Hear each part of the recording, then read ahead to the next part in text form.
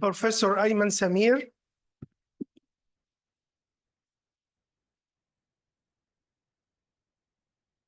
Professor Samir Ataya,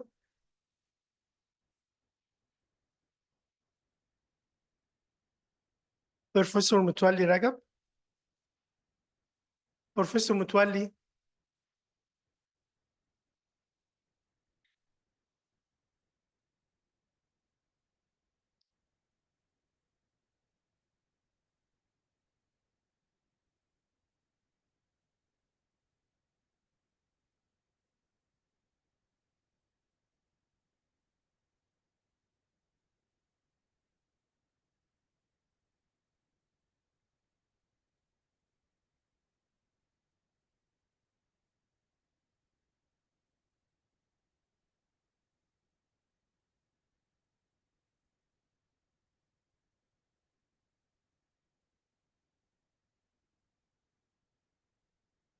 بسم الله الرحمن الرحيم.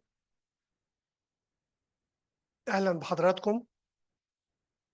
يسعدنا أن نكون مع بعض دايما للعام يعني as a summit للعام الثالث على التوالي، ده third summit. ويسعدنا ان احنا نبدأ مؤتمرنا النهارده third Egyptian summit. اسمحوا لي ان هقول كلمة صغيرة جدا باللغة الإنجليزية لضيوفنا. Dear friends, fellows and colleagues, I'm honored today to start our third Flip Egypt Summit that held in Port Fouad. This is the first Afro-Asian conference, and it is our opportunity here to have you all with us. And it is a great honor for me to moderate this session with my dear friends, Professor Ayman Samir, Professor Mutwalli Rajab, and Professor Khalid Ataya. And I'm honored today to introduce Professor Charile Yu from Singapore. He's going, I'm sorry. We start our session, and I will ask to play the video.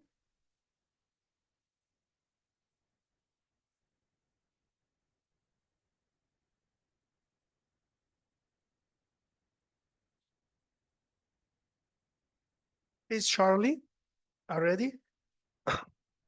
I'd like to introduce Professor Charile Yu from Singapore. He is going to discuss with us what's beyond the direction and recommendations of radiation protection. What's new?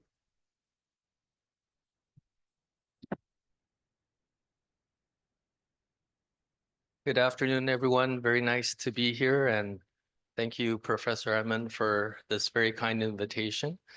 Apologize, my computer is an Apple, so there's some differences in the fonts when it transferred to a PC. But I have very relevant disclosures. I'm the founder of a nonprofit radiation protection company, manufacturing company. And our goal is really to reduce the radiation dose that we face in our work and to make it hopefully more affordable to people in developing countries, okay? We all know X-rays are life-saving and very important tool, but there are also risks involved. And I want to make sure that we understand the risks a bit better today and make sure that we understand these risks so we know how to protect ourselves to reduce our risks. I see there's a lot of young people here as well as women. And the younger you are, the more risk you have. And if you're female, actually the same radiation dose is 50% higher risk than for a male. So unfortunately, the risk is not the same for everyone. Okay, this is jumping off a cliff in Norway, and it's 1 kilometer down to the bottom. And I've been here, So think how you would feel if you were about to jump off this cliff. And the statistics are 0.04% of the people who jump off will die. Okay. So you know you would be very excited, very scared to do this.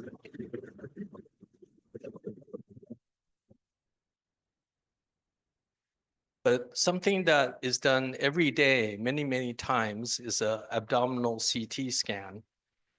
And the chance of dying from that is 0.05%. So actually, this scan is a higher chance of dying than jumping off that cliff in Norway.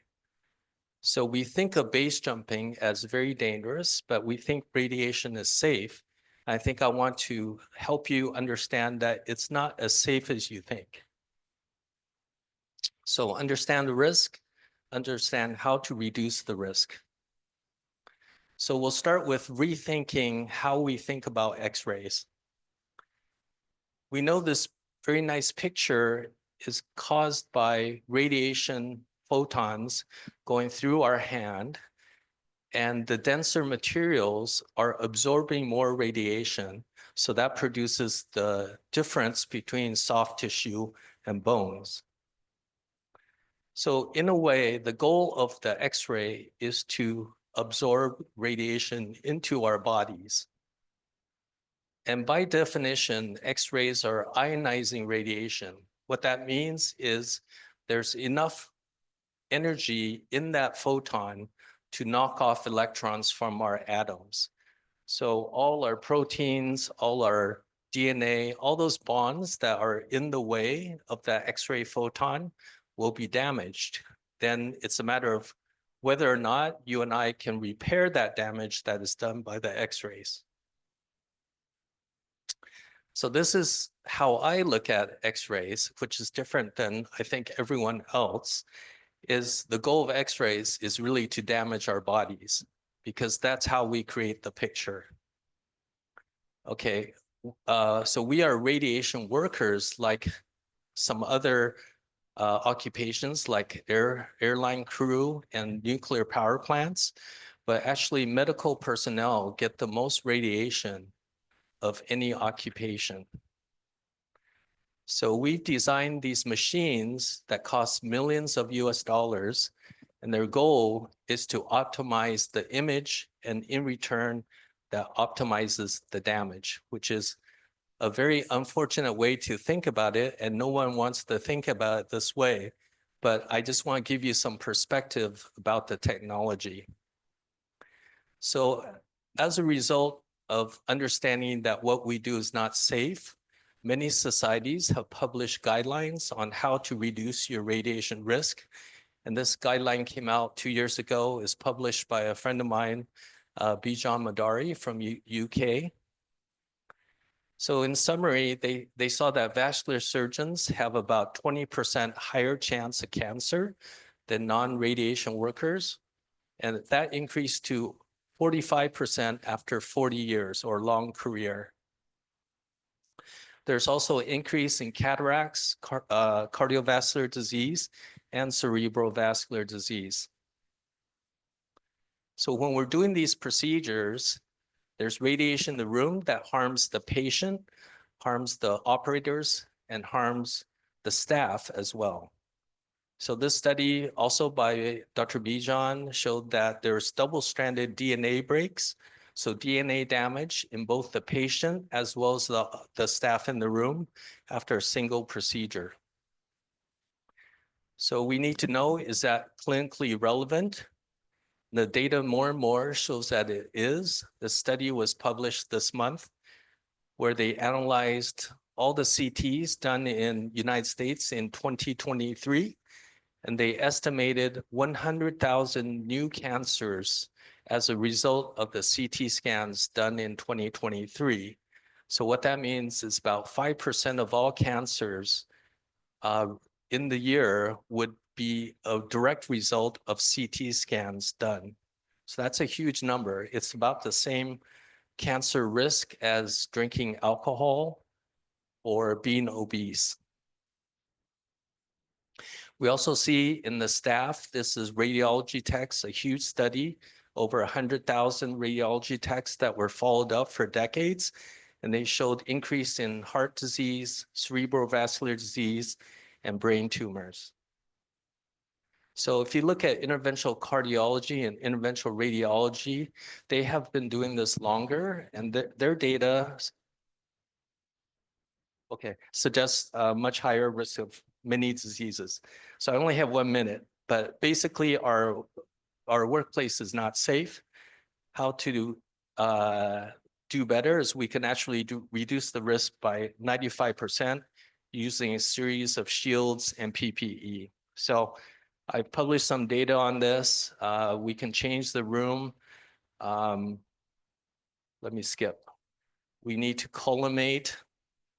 We need to reduce our use of magnification, use digital zoom instead, have a large display that's close to you, and try and put the display so you're not looking up, because that will allow radiation to go into your eyes as well as your brain. So make sure you're looking down and it's close.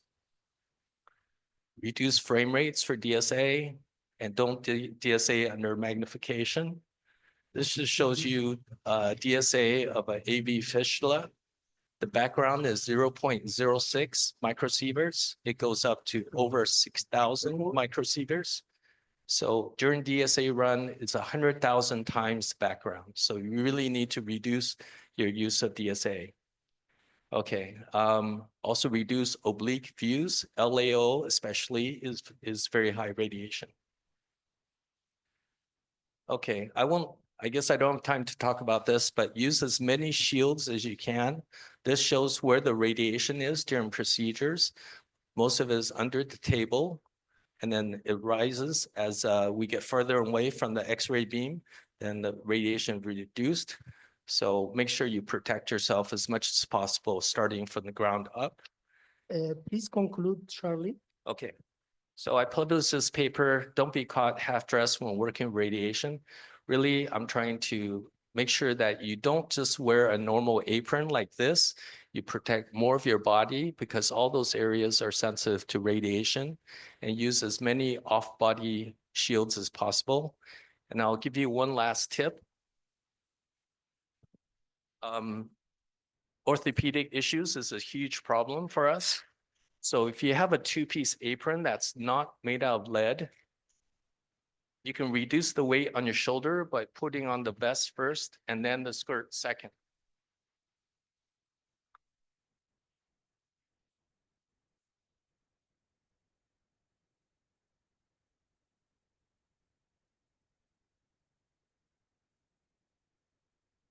So when you do this, it takes the weight off your shoulders and you can work much more comfortably over a long procedure. Okay, thank you very much. Okay. Thanks, Charlie. It's our pleasure to have you with us today in Egypt. Thank you very much. I appreciate. Now, I would like to welcome